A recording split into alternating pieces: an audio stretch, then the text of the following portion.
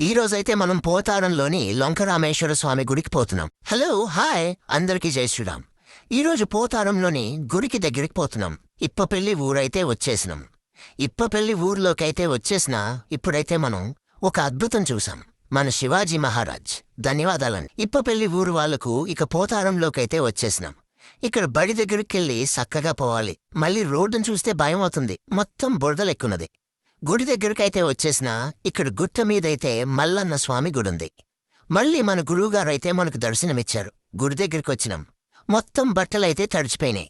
ఇక నీళ్ల ట్యాంక్ దగ్గరికి పోయి కాళ్ళు కడుక్కొచ్చుకున్నాం. ఇక గుడి దగ్గరైతే మన వీర హనుమాన్లు బగ్గమందున్నారు. జై శ్రీరామ్.